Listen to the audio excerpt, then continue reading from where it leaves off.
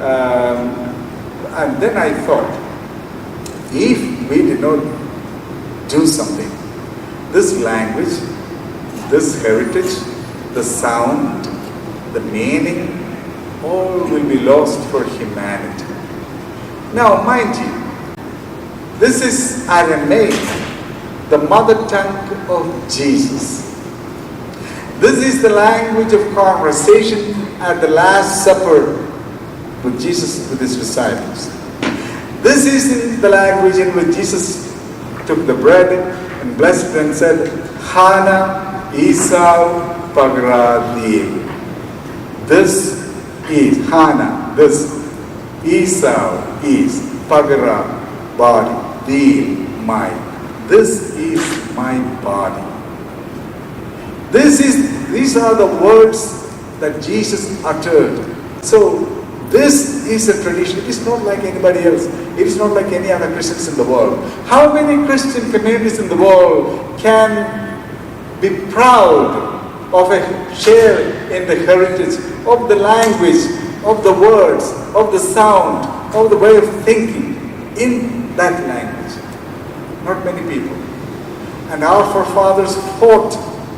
They paid with their blood to retain that language. If you read letters from earlier, when the Portuguese missionaries came to Kerala, they said these Syrian Christians, they had such abject disrespect for our forefathers. They thought these are not real Catholics. They are using Syriac chant. And when they heard the chant, they are coming from the tradition in Europe, Gregorian chant. When they came, nothing. So they looked down upon us. But our forefathers said, no, we will not change this language. They wanted to change Syriac into Latin. But they said, no, don't touch on this language. This is the language of Jesus. We share the faith from that table of the Last Supper. So don't play with us. Don't impose Latin on us. And what did they do? It's very interesting. The Portuguese missionaries insisted on bringing Latin traits into our tradition.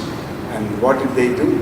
They took the help of people who knew Syriac and Latin. They translated Latin chants into Syriac. And they introduced benediction. And what we do, we translated Thomas Aquinas' chant, Cantum Ergo Pange Lingua, into Syriac. Shamba Lashan Alasha. This is the first stanza of Pange Lingua. Rasa Bagara Dlamu.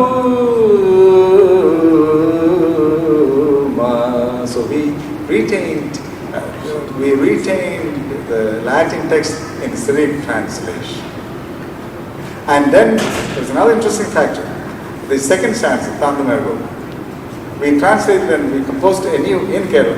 Kollandashane nekare vule nesdod mayo selra se. Did you notice special thing? Did you notice something special? La yo se. Did you see something special here? 1, 2, 3, 1, 2, 3, 4, 1, 2, 3, 1, 2, 7, 8 rhythm. Not very much used in Western music, maybe Greek music maybe. But we use a rhythm that's very prominent in Southern music. We use that rhythm.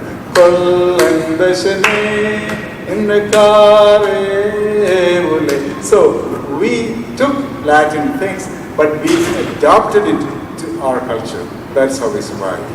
In other words, we took Latin elements, we adapted it to Syriac. This language was so sacred to us. My point is, in 1962, language became nothing. When we translated the liturgy into Malayalam, we just let it go. We didn't even think of it. So when I was already serving Mass in Syriac, but next generation lost it. And your generation, so you're the third generation after me, you lost it completely. So I thought, if this goes on, this language, this sacred language for which our forefathers fought so much, what the Portuguese missionaries did not succeed, we succeeded. We got authority, we got our own bishops, we got our own power, and then we decided to let it go. So we are revisiting the past and correcting what happened in 1962 and bringing it back to the generation experience of your generation.